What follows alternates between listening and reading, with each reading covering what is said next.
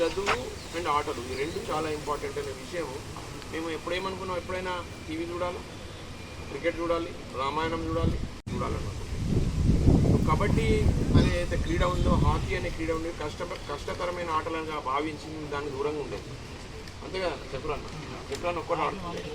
So ఇంతమంది వివిధ 17 జిల్లాల నుంచి ఇక్కడికి వచ్చి రావడం అనేది కూడా చాలా అద్భుతమైన విషయం. ఎందుకంటే లైఫ్లో ఒక సెటిల్ అయినటువంటి మీ స్టేజ్లో క్రీడల కోసము ఒక లోపల ఉన్నటువంటి జీల్ను బయటకు తీసుకురావడానికి కూడా అంత దూరం నుంచి ఇక్కడికి వచ్చినందుకు నిజంగా మీ అందరికీ కూడా చాలామంది క్రీడా స్థాయి నుంచి పడితే ఉద్యోగం స్థాయి వరకు పోతున్నారు. కానీ క్రీడలు అనేటివి మనకు ఉద్యోగంలో ప్రయారిటీ ఇస్తుంది. ఉద్యోగంలో ఏదైనా ఒకటి మంచి మనకు ప్రయారిటీ ఇచ్చి ఉద్యోగం వచ్చే అవకాశం ఉంటుందని అనుకుంటారు. దాంతోపాటు మైండ్ కూడా ఎప్పుడు కూడా ప్యారల్గా రన్ అవుతుంది. మంచి లైఫ్ స్టైల్ అలవాటు అవుతుంది, పాజిటివ్ థింకింగ్ ఉంటుంది, ఎథికల్ వాల్యూస్ పెరుగుతాయి, ఎదుటి పర్సన్స్తో ఒక రిలేషన్షిప్ పెరుగుతుంది. దాంతో ఎన్నో పనులు అవుతాయి. మీ వల్ల నేను చాలా నేర్చుకోవాల్సింది ఏంటంటే 10వ తరగతి ఇంటర్మీడియట్ వరకు ఆపేసి ఏదో ఆలోపనాలు చేసుకుంటారు.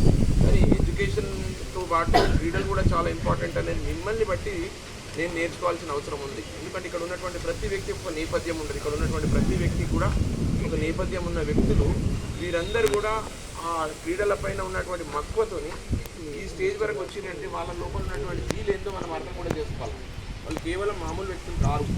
వాళ్ళు ఎక్కడి నుంచో వచ్చినటువంటి ఈ లైఫ్ స్టైలు వాళ్ళ యొక్క స్థాయి తెలంగాణ నుంచి నేషనల్ లెవెల్ వరకు పోగలిగినటువంటి ఆలోచన ధోరణితో ఇక్కడికి వచ్చినటువంటి దాంట్లో ఒక కసి ఉంది.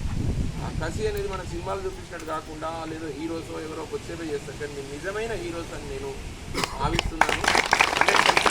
కూడా మంచి లైఫ్ ఉండాలా. ఈ క్రీడలు అనేటువంటి మీ యొక్క భావాన్ని ఖచ్చితంగా మీ యొక్క లైఫ్ స్టైల్కి అనుసంధానం చేసుకుంటాం. ఒక చిన్న ఉదాహరణ చెప్తా. సంజయ్ గారని అడిషనల్ డీజీ ఆంధ్రప్రదేశ్, ఆయన నాకు మంచి మిత్రుడు. Andhra Pradesh సిఐడిసి IPS officer. ఆయన స్టీల్ ప్లాంట్లో పనిచేసేది విశాఖపట్నంలో. నిజామాబాద్ డిఐజీగా పనిచేసేది. నిజామాబాద్ రేంజ్ డిఐజీ పనిచేసేది. ఉన్నతమైనటువంటి ఒక అధికారి. అటువంటి వ్యక్తి ఒక విషయంలో ఒక చిన్న బాబును ఒక కూర్చోబెట్టి అడిగింది. ఏమని అడిగిందంటే ఆ తండ్రి అతనికి అన్ని బ్యాట్లు కొనిచ్చింది. బ్యాట్లలో హైయెస్ట్ కాస్ట్ ఏంటి ఐడియా ఉందా? కూకాపురా క్రికెట్ బ్యాట్. అటువంటి బ్యాట్ 6,000, 8,000, 10,000 కొనిస్తున్నాడు. అన్ని జమ చేసుకున్నాడు తప్ప వాడు పిల్లలతో ఆడుకుంటాడు, వేరే పిల్లలతో.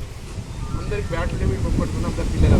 ఆయన ఒకటే క్వశ్చన్ అడిగింది, what you want to be అని అడిగితే ఆయన ఏమన్నాడంటే, నేను ఏదైనా సాఫ్ట్వేర్ ఇచ్చాను. మరి ఇన్ని బ్యాట్లు ఎందుకు బాబు నీకు అంటే, నాకు అట్లా ఫ్యాషన్ ఉంది, నేను అట్లా బ్యాట్లు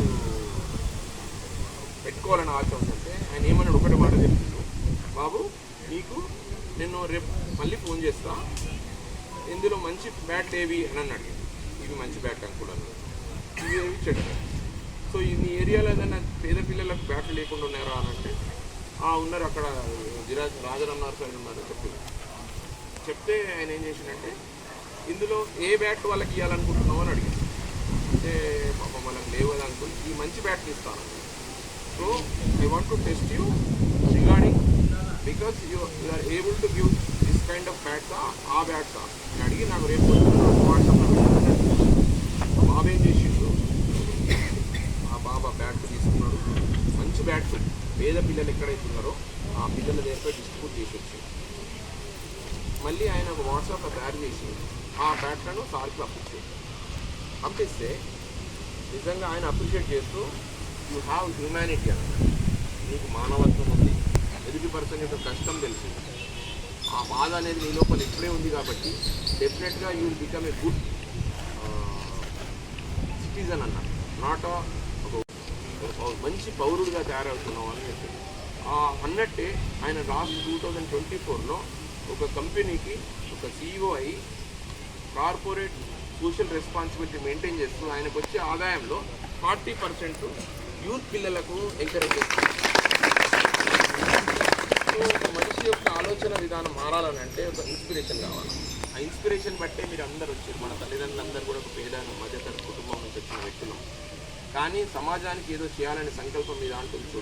క్రీడల పట్ల కానీ, లైఫ్ పట్ల కానీ, సమాజంలో బాధ్యత పట్ల కానీ మీకున్నటువంటి అంకిత భావాన్ని తప్పకుండా నేను కూడా సంతోషపడుతూ అన్న వీళ్ళందరూ అన్నం తిన్నారో ఈ మధ్యాహ్నం లంచ్ ఏర్పాటు చేసేదా చేసేసారా తిన్న తర్వాత ఆడుకోగలుగుతారా నా తరపు నుంచి మీకు అంత చిన్న రిఫ్రెష్మెంట్ ఒకటి అనుకుంటున్నా సో అంత దూరం నుంచి వచ్చినటువంటి నాకు తెలిసి వనపర్తి నుంచి ఆదిలాబాద్ వరకు ఉన్నారు మీరు దాంట్లో అందరూ ఖమ్మం సైడ్ నుంచి పడితే ఆదిలాబాద్ సైడ్ నుంచి పడితే ఉన్నారు కాబట్టి మీ అందరికి కూడా మా చక్రన్న ఒక కరాటే ఫైటర్ ఆర్మోలో మిలియన్ వ్యక్తి ప్లేయర్ అయిన ఒక నేషనల్ ప్లేయర్ అంటే హాకీలో ఈ అందరు కూడా ఒక మంచి కార్పొరేటర్గా అయ్యి ఆర్మూర్ అందరు ప్రజలందరికీ కూడా మంచి ఆకట్టుకున్నటువంటి అన్న తరఫున మీ అందరూ మా యొక్క మిత్రులు తమ్ముళ్ళు చెల్లెళ్ళు మీరందరికీ కూడా ఒక చిన్న మంచి ట్రీట్ ఇద్దామని అనుకుంటున్నా అన్నీ చెప్తాడు ఈవినింగ్ కానీ మధ్యాహ్నం కానీ చిన్నగా ఏదైనా ఒకటి చేద్దామని అనుకుంటున్నా thank you so much for giving this opportunity